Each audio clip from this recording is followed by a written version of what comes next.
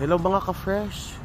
Na minus 31 ngayon at binibidyo ko lang kung ano itsura maglakad sa labas sa ganitong weather. Nakita mo yung mga usok? Diba? Ibig sabihin pag malakas ang usok, malakas din ang pump ng heater sa loob ng building. So ganyan pag minus 31 dito. Tingnan mo yung smoke na nalabas sa building. Ibig sabihin napakalamig sa loob niya, kaya ganyan. Steam.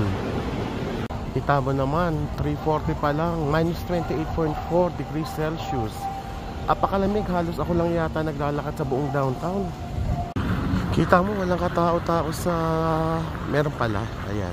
May mga naglalakad din naman, pero konti lang. Pero pag minus 31, ako na lang yata yung naglalakad halos sa labas. Mangilan-hilan.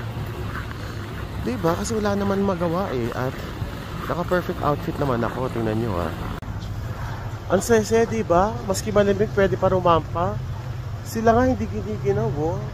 Parang 1 year na dito, nandiyan pa rin, oh, diba? Rampa lang tayo. Wala yung lamig-lamig na yan, diba? Nakakita na ba kayo ng snow blower? Ganyan yan, oh. Matambak ng snow. Kasi nililinis yung daan.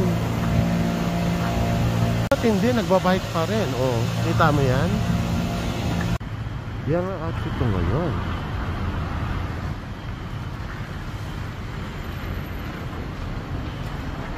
So kagagaling ko lang sa mall.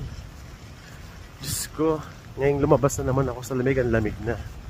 Nakita mo nagpo-frozen kanina yung ano ko. Ayan oh, kita mo, frozen siya. Oh. So balik muna tayo sa bahay, pahinga. Okay? Tapos rampa ulit tayo. Balik muna tayo sa lungga natin mga ka-fresh. The next 69th Street train. This train 69th Street.